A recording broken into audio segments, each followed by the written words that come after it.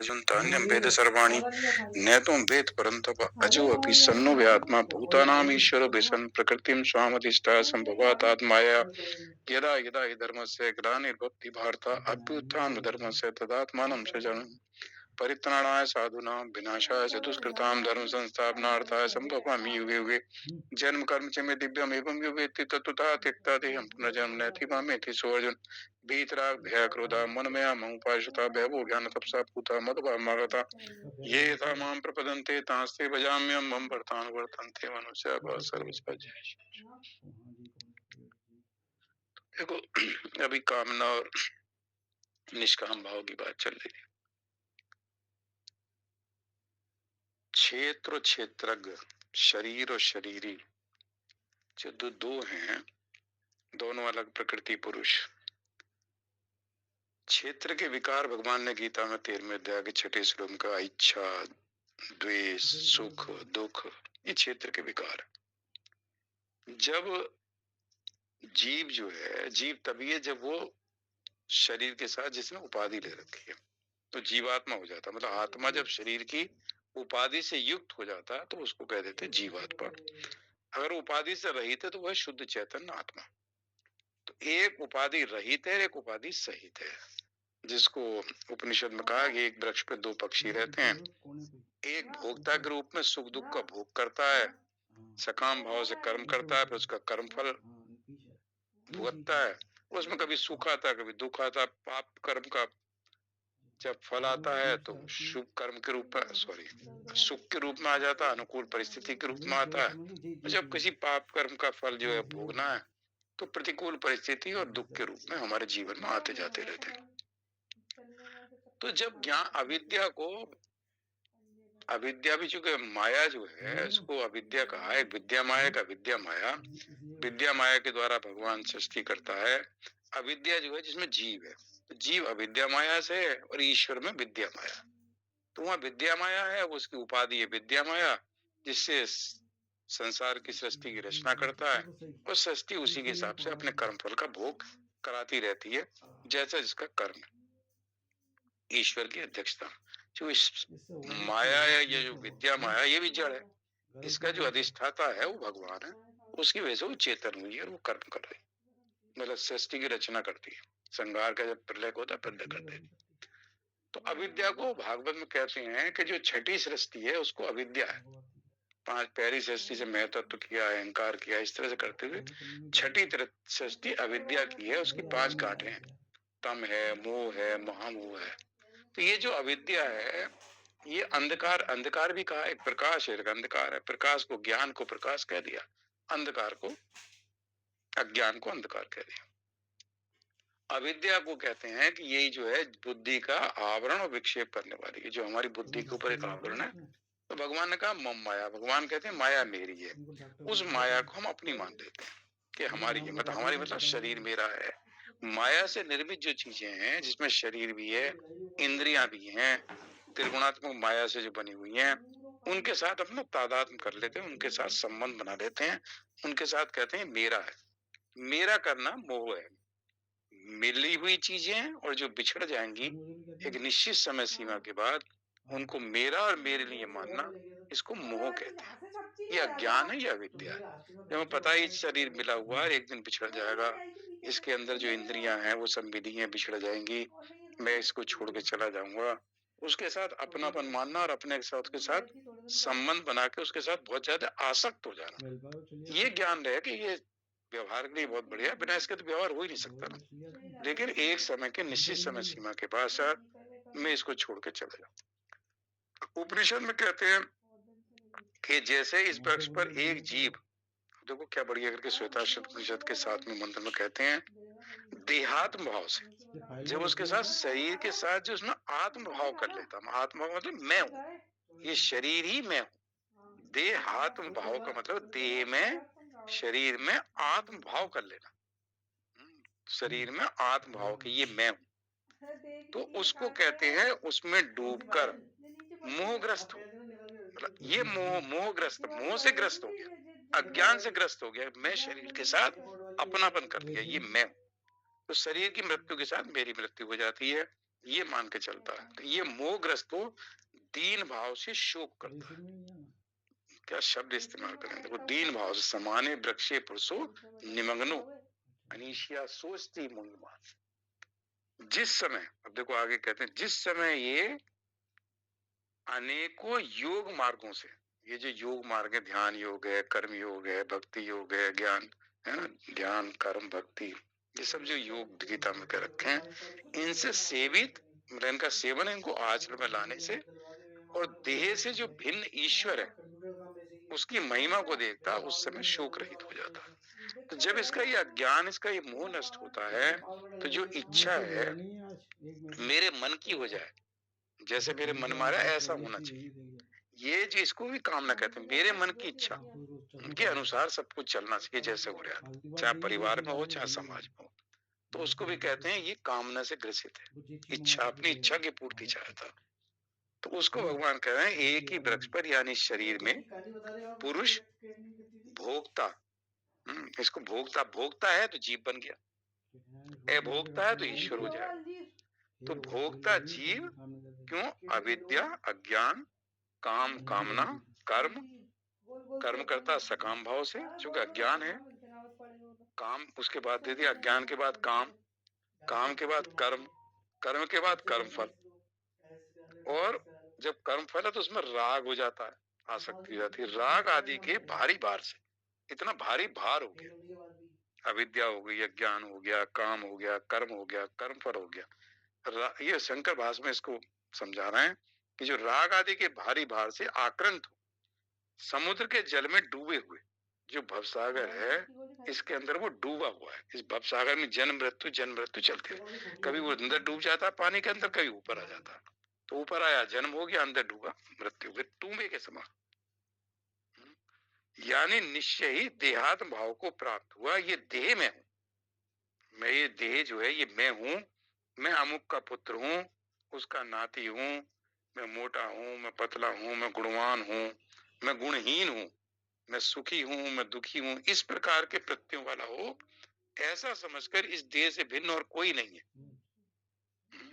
इस देह से भिन्न और कोई नहीं है, जन्मता मरता अपने सभी संबंधियों बंधुओं से संयुक्त होता है, अतः अनिष्टता से मैं किसी कार्य के लिए समर्थ नहीं हूं, मेरा पुत्र नष्ट हो गया, ये हो गया, इस प्रकार दीन भाव से असमर्थता उससे युक्त होकर मोहग्रस्त होकर अविवेक बस विचित्र स्थिति को प्राप्त होगा, शोक करता, संताप करता है, और फिर प्रेत या मनुष्य आदि योनियों में पड़कर दुख भोगता है। जब कभी अनेक जन्मों के संचित, तो संचित इसके लिए पुण्य कर्म करते रहना चाहिए, अनेक जन्मों के संचित पुण्य कर्म विपाक से कोई परम कृपालु आचार्य उस योग मार्ग का उपदेश कर देते हैं, तो वो अहिंसा, सत्य, ब्रह्मचर्य और सर्व त्याग के द्वारा समाहित रहता है। इस देह वृक्ष जो है, देह शरीर को वृक्ष कहा है, तो शरीर या वृक्ष रूप उपाधि से भिन्न सर्व अंतर्यामी ईश्वर परमात्मा का ध्यान करता हुआ उसे देखता है, अर्थात मैं ये हूं, मैं सब में समान और समस्त प्राणियों के भीतर स्थित आत्मा हूं, अविद्या जनित उपाधि से परिचिन्न मायात्मा नहीं हूं, इस प्रकार साक्षात करता है, और उसको विविध रूप में से वो समूह शोक रहित हो जाता। तो इसको जो है धीरे धीरे जब ये अज्ञान दूर होता है, विद्या दूर होती है, तो ये जो अंतःकरण में भाव है, ये मैं कह रहा था, परसों भी इसी बात हो रही थी कि अंतःकरण का जो भाव है, ऐसा भाव हमारा बना रहे कि मैं इस शरीर से भिन्न हूं, मेरा संबंध परमात्मा के साथ है, भी अंश की बात हो रही। जब वो जीव समझता अपने आप को शरीर से युक्त हो जाता है, तो जीव भाव जब रखता है तो उसको परमात्मा का अंश कह देते हैं, दोनों में फर्क नहीं अभी हुआ बात है। लेकिन जब वो अपने आप को अलग समझता, अपनी स्वतंत्र सत्ता समझता, ये तो मैं शरीर हूँ, मैं जीव बना हुआ, उपाधि, शरीर की उपाधि से युक्त हो गया, देह की उपाधि से युक्त हो गया, तो अपने आप को एक अलग सत्ता मानने लगता है, ये मेरी अपनी सत्ता है, ये मेरा अपना शरीर है, मैं इसके सुख के सुखी हूँ, दुख में दुखी हूँ। तो जब ये मानता है तो वो कहते हैं कि जीव तो है भगवान का अंश ही, लेकिन वास्तव में अगर ये इसको ज्ञान हो जाए तो जीव और ब्रह्म एक हो जाते हैं, फिर इनमें ये जो भेद है ये समाप्त हो जाता है। जब तक अविद्या है तब तक ये भेद है, अविद्या है तब तक देह के साथ संबंध है, तभी तक हमारा जन्म मृत्यु होता रहेगा। जिस दिन अविद्या दूर हो जाए, इसके लिए जब अंतःकरण शुद्ध हो जाता है, उसके लिए भगवान गीता के चौथे श्लोक में कह रहे हैं। हालांकि एक भागवत में ना वो आया था कि जो सृष्टि की रचना की है भगवान ने, उसको 10 प्रकार की जो सृष्टि कहा है, तो छठी सृष्टि 6 तो ये हो गई अविद्या पे आके खत्म की, छठी सृष्टि अविद्या की है। उससे पहले महतत्व, अहंकार, पंचभूत, इंद्रियां, ये सब उत्पन्न हो गई अलग अलग सृष्टि की। पहले बाद में जो इंटरस्थिति हुई थी 6 प्रकार की जो छठी सातवीं सृष्टि है, उसको कहा है कि जो वृक्ष है, तो वो इससे पहले मतलब मनुष्य से पहले वृक्षों की उत्पत्ति हुई। 6 प्रकार की जो उसमें 6 प्रकार के वृक्षों को 6 प्रकार की कैटेगरी में बांटा। वनस्पति, औषधि, लता, वृक्षार, विरुद्ध और द्रुम। इनका संचार नीचे से ऊपर की तरफ होता है, इनमें ज्ञान शक्ति प्रकट नहीं होती। पेड़ों को अलग मतलब औषधि उनको कहा, जो ये धान, गेहूं, चना जो हम खाते हैं ना, इसको औषधि कहा। इसको पढ़ते हुए सोच रहा था मैं, भगवान जो कहते हैं युक्त आहार विहार से, कि यथायोग आहार जो हमें जरूरत है, न उससे अधिक न उससे कम। तो जैसे औषधि को हम एक नियमित रूप से लेते हैं, एक गोली दोपहर सुबह शाम लेते हैं, ये नहीं कि 3 गोली एक साथ लेना है, एक हफ्ते गोली एक साथ लेना है। तो एक गोली किसी का डॉक्टर ने कर रखा तो एक ही गोली लेते हैं। तो ऐसे यथायोग आहार विहार, तो ये जो धान, गेहूं, चने, जो भी खाने चीजें के हैं, इनको औषधि कहा है। इसको कहा है इसको कि जो फलों के पक जाने पर नष्ट हो जाते हैं, जैसे धान, गेहूं। तो आया उसमें वृक्ष में, लेकिन इसको क्या है नंबर 2 पे औषधि, नंबर 1 पे वनस्पति, और दूसरे एक जो आता था जिनकी 1 साल से ज्यादा की, वो है वनस्पति, और 1 साल से नीचे के जो खाने के गेहूं, धान, ये हैं, इनको औषधि कहा। जो किसी का आश्रय लेकर पढ़ते थे, ब्रह्मी, गुलोय आदि, इसको तीसरे नंबर पे कह दिया लता। तो एक सार कह दिया जिनकी छाल बहुत कठोर होती है, जैसे बांस। और लता पृथ्वी पर फैलती है किंतु कठोर होने पर ऊपर की ओर नहीं चढ़ती, जैसे खरबूजा, तरबूजे की बेल, और जिसमें पहले फूल आकर फिर उन फूलों के स्थान पर फल लगते हैं, आम का पेड़, जामुन का पेड़। तो इस तरह की वनस्पति को 6 कैटेगरी में बांटा। और 7वें नंबर पे कहा, 7वीं सृष्टि जो ब्रह्मा जी ने की, वो थी पशु पक्षी की, उसको 28 दिया। और 8वीं सृष्टि जो थी, 8वीं हो गई ना नवी, नवी सृष्टि मनुष्य की है, जो एक ही तरह की है, सारे मनुष्य एक तरह की है। तो नवी सृष्टि मनुष्यों की एक ही प्रकार की है। इनके आहार का प्रवाह मुंह ऊपर से नीचे होता है।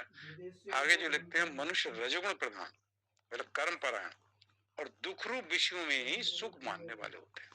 देखो ये कपिल भगवान माता देवती को कहना है, कहते हैं ये मनुष्य रजोगुण प्रधान है, इसलिए कहते हैं रजोगुण का धीरे धीरे शांत होता जा रहा है, सत्वगुण की वृद्धि होती चली जाए तो अविद्या दूर होती चली जाती है, और धीरे धीरे हमें अपने स्वरूप का ज्ञान होने लगता है। क्योंकि मनुष्य रजोगुण प्रधान है, रजोगुण प्रधान में ही मनुष्य का जन्म लेता है। सत्वगुण प्रधान है तो ऊपर के देवलोक को, ऊपर के लोकों में जाता है। तमोगुण प्रधान है तो पशु पक्षी लोक में, या उसमें जो ये वनस्पति अवस्थी उसमें चला जाता है। तो कहते हैं रजोगुण प्रधान, कर्म परायण, और दुख रूप विषयों में ही सुख मानने वाले, मतलब दुख रूप विषय होते हैं उसमें कहता बड़ा सुख आ रहा। इसी जो अभी उपनिषद का मंत्र था, इससे पहले 1-2 मंत्रों में आया, प्रकृति को अजा कहा, बकरी, अजा को अजा कहा, बकरी प्रकृति, और इसको भक्षण करने वाला एक अज है, अज मतलब बकरा। तो प्रकृति से निर्मित जो भी चीजें हैं उनको बकरे की तरह अज कहा है, बकरा जो जीव है वो भोग करता है, भोक्ता बन जाता है। और दूसरा एक एक अज है जो केवल साक्षी भाव से देख करता है, मतलब एक अजा और अज को भी कह के मंत्र में समझाया, तो उसको प्रकृति को अजा बोला है, अजा प्रकृति और अज जीव। और जीव में 2, एक भोक्ता देख से जो जीव बना हुआ है अविद्या के कारण, विषयों का भोग करता है, कर्मों में सकाम भाव रखता है, कामना के वशीभूत होकर कर्म करता है, फिर कर्म फल भोगने के लिए उसको सुख दुख अनुकूल प्रतिकूल परिस्थिति आती रहती है, सब कर्म संचित होते रहते हैं। तो इसको इस तरह समझाया। इसी को भगवत गीता के चौथे श्लोक कहते हैं, तीसरे अध्याय के, न कर्मणाम अनारंभात नैस कर्म पुरुषोत्तम, नैच संन्यासान, नैच संन्यास नादेव सिद्धिम समाधि गच्छति। कहते हैं मनुष्य ना तो कर्मों का आरंभ किए बिना निष्कर्मता का अनुभव करता है। निष्कर्मता मतलब बिना उसके कि जो उसके कर्म अकर्म हो जाए, तो जब तक कर्मों का आरंभ ही नहीं करेगा तो आरंभ कैसे करे? सकाम भाव, निष्काम भाव से। निष्काम भाव से करता रहता है, कामना के रहित होकर करता है, तो निष्कर्मता को प्राप्त हो जाता है, मतलब अकर्म हो जाते हैं, उसके कर्म संचित नहीं होते। जैसे कहते हैं भुना हुआ बीज पृथ्वी में डालो तो अंकुरित नहीं होता। बीज तो पृथ्वी में पड़ा हुआ लेकिन भुना हुआ है। अग्नि रूपी में, अग्नि में बीज भुन गया। ये अग्नि, ज्ञान अग्नि में जब भुन जाता है तो सारे कर्म उसके नष्ट हो जाते हैं। तो यह क्या है कि मनुष्य न तो कर्मों का आरंभ किए बिना, न कर्मणाम अनारंभ, आरंभ किए बिना निष्कर्मता, निष्कर्मता को अनुभव करता है, और न कर्मों के त्याग मात्र से सिद्धि को ही प्राप्त होता है। मतलब सारे कर्मों को अगर कोई छोड़ दे करना, मैं तो कुछ नहीं करूंगा, तो उससे कहते हैं उसको सिद्धि से प्राप्त, सिद्धि को प्राप्त नहीं होता। पहले कर्म करने से अंतःकरण की शुद्धि होगी, उससे पहले ही कर्म छोड़ देगा तो मतलब आलस और उसमें पड़ जाएगा, तमोगुण पड़ जाएगा। तो भगवान कहते हैं कर्म योग में कर्म करना अत्यंत आवश्यक है। निष्काम भाव से कर्म करने पर कर्मयोग की सिद्धि होती है। तो जब हम बिना कामना के अपना कर्तव्य कर्म इसलिए करते हैं कि मेरा कर्तव्य कर्म मुझे करना चाहिए, मुझे ये कर्म मिला हुआ, शास्त्र विहित है, शास्त्र निषिद्ध नहीं है, लेकिन उसमें कामना के वशीभूत होकर इसलिए ना करें, अपना कर्म समझ के करें। जो फल मिलना वो फल भगवान देते रहेंगे। मनुष्य के अंतःकरण में कर्म करने का जो वेग है उसे शांत करने के लिए कामना का त्याग करके जब हम कर्तव्य कर्म करते हैं तो उससे हमारा कर्मों का वेग शांत, कर्मों का वेग शांत हो ना, रजोगुण शांत होता है। रजोगुण शांत होता है, कर्म का जो वेग है, नहीं तो कर्म जो है बैठने नहीं देता, कुछ ना कुछ कराता रहता। तो कर्मों का वेग शांत करने के लिए निष्काम भाव से जब हम कर्म करते हैं तो उससे कर्मों का वेग या रजोगुण शांत होता है। जितना रजोगुण शांत होगा उतना सतोगुण बढ़ता है। तो कहते हैं कामना रखकर कर्म करने से वेग मिटता नहीं बल्कि बढ़ता है। इस कामना के लिए मैंने ये काम किया, इस कामना के लिए मैंने ये काम किया, ये मुझे करना है, ये मुझे करना है, इसमें लगा रहता है। तो ऊपर से भगवान कर्मयोग की दृष्टि से कहते हैं और नीचे वो जो है सांख्य योग की दृष्टि से कहते हैं। और कर्मयोग सांख्य योग में भगवान ने कर्म को छोड़ने के लिए नहीं कहा। सस्ती में भगवान कहते हैं कि मुझे कोई चीज ऐसी नहीं है जो मुझे अप्राप्त हो, फिर भी मैं कर्म करता हूँ। भगवान अपने लिए भी कह रहे हैं कि ऐसी कोई चीज नहीं मुझे प्राप्त करने के लिए मुझे कर्म करना पड़े, लेकिन फिर भी मैं कर्म करता हूँ। नहीं तो वर्ण संकर हो जाए, वो लोग, वो कर्म संकर हो जाएगा कि लोग आएंगे वो कहेंगे भगवान ने तो कुछ नहीं किया, हम भी कुछ नहीं करते। तो इसको कहते हैं कि योगस्त कुरु कर्माणि कहा भगवान ने कर्मयोग के लिए। योग में स्थित होकर कर्म करो, सिद्धि असिद्धि में समभाव रहो। योग में स्थित मतलब समभाव में स्थित होकर कर्म करने से हमारे अंदर उसको निष्काम करेगा, कोई कामना नहीं है। क्योंकि नहीं तो अगर योग का मतलब है वहां न राग है न द्वेष, अपने कर्तव्य कर्म को पूरा करना। तो वो कहते हैं कि इसको करने से, और सांख्य योग में भी कहा है दूसरे अध्याय में, उसमें कहा कि ये जो सारे शरीर है ये तो सब नाशवान है, और इसमें जो शरीर ही है वो अविनाशी है। ये भगवान ने समझा के और अर्जुन से कहा तो युद्ध का, अगर सांख्य योग में भी कहा कि ये सब शरीर जो है नाशवान है, तुझे डर रहा है कि मारे जाएंगे, और आत्मा जो अजर अमर है उसका भी वो अविनाशी है, इसलिए तो अपना कर्तव्य कर्म करता रहे।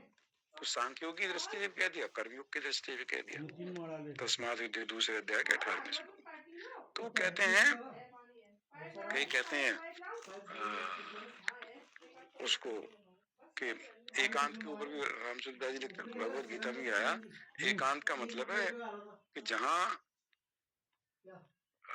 शरीर संसार का ही एक अंश है, अतः शरीर से संबंध विच्छेद करना अर्थात उससे अहंता ममता का न रहना ही वास्तविक एकांत है। मतलब एक में एकांत में, एक में बाकी का अंत हो गया। तो बाकी जो शरीर प्रकृति के साथ है उसके साथ अगर हम संबंध ना रखें, देह भाव में, देह में रहते हुए देह से हम अतीत है।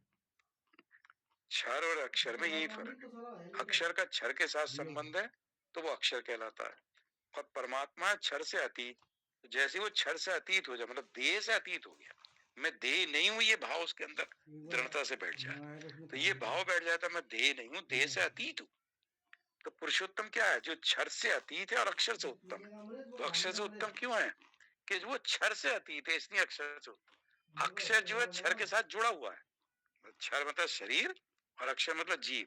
तो जीव शरीर के साथ संबंध बनाए हुए, और परमात्मा जो दूसरा है ना, एक वृक्ष पे दो पक्षी हैं, एक सुख दुख भोगता है, सब कुछ करता है, तो उसने क्षर के साथ संबंध बना लिया।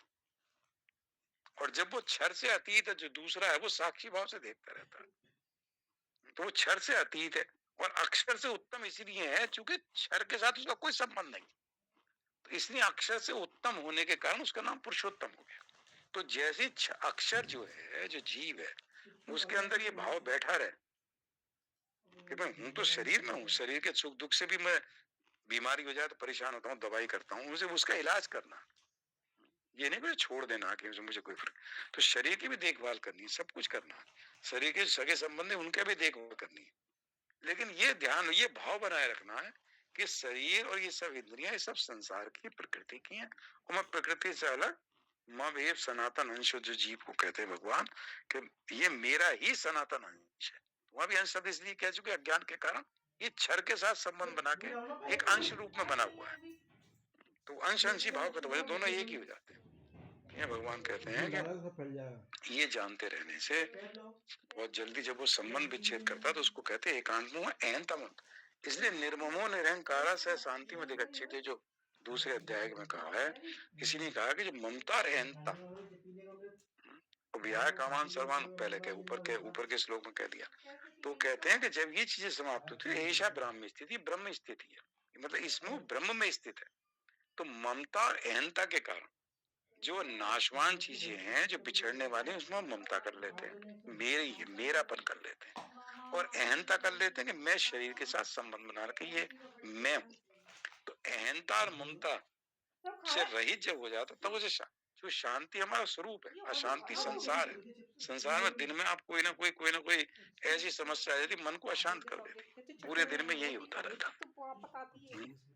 तो उस शरीर में रहते हुए कहना तो आसान है, लेकिन है बड़ा मुश्किल। तो मेरा मतलब कहने का ही रहता है कि पहले हमें इसको स्वीकार कर लें। ये बहुत बढ़िया चीज लिखी है कि हम इसको स्वीकार कर लें कि मैं ये हूं। इसको अलग करना मानना बहुत, लेकिन मृत्यु के समय ऐसी स्थिति बन जाती है, फिर ऐसा रहता है कि देखो मैं तो इससे अलग हूँ, मेरी मृत्यु नहीं हो रही, मैं तो शरीर छोड़ गया, शरीर से अलग तो मैं था ही पहले भी। प्रकृति पुरुष में दोनों अलग है, बिजली और बिजली का बल्ब, तो बल्ब अलग है, बिजली अलग है। बिजली और बल्ब मिलने के बाद प्रकाश को अभिव्यक्त करते हैं, तो प्रकाश की अभिव्यक्ति तभी होगी जब बिजली और बल्ब मिल जाए। जब ये क्षर और अक्षर दोनों मिलेंगे तब इनके संयोग से ही हम बोलते हैं, बैठते हैं, कर्म करते हैं, इसी से हमारी अविद्या दूर होगी। अगर ये मनुष्य शरीर ना मिला होता, हम इसमें ना बैठे होते, तो हमारा अज्ञान थोड़ी दूर होता।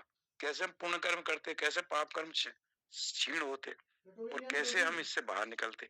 फिर बाहर निकलने के बाद में 84 लाख योनि के बाद में बहुनाम जन्म बनते, बहुत जन्मों के अंतिम में मनुष्य जन्म मिला। मनुष्य जन्म मिला इसलिए किसी तरह से हम इससे पार निकल जाए, तो भगवान एक चांस देते हैं बहुत। तो ये ना सोचे कि मनुष्य बना तो हमेशा मनुष्य बना रहे। कर्म, गुण और कर्म के हिसाब से, जैसे हमारे गुण और कर्म है, उसके हिसाब से उसे अगला शरीर की प्राप्ति होती है। तो उसको थोड़ा सा इसी ज्ञान को अपने अंदर धीरे धीरे धीरे धीरे बैठाए रखें, मतलब इसको कहते हैं स्वीकार करना। जब स्वीकार हो जाता है तो हमारे मनन में चिंतन वो धीरे धीरे आने लगता है। तो वो कहते हैं इसको जानना और मानना बड़ा मुश्किल है, लेकिन स्वीकार करने के लिए भी देखो अंतःकरण की शुद्धि तो आवश्यक है ही ना। बिना जब तक ये अंतःकरण शुद्धि में, तो हमारे ये जो संसार के राग है, द्वेष है, ममता है, अहंता है, ये धीरे धीरे जो दूर होते हैं। और 7वें अध्याय में गीता में भगवान कहते हैं इच्छा द्वेष समुत्थेन, इच्छा और द्वेष से मोह, द्वंद और मोह ये उत्पन्न हो जाते हैं।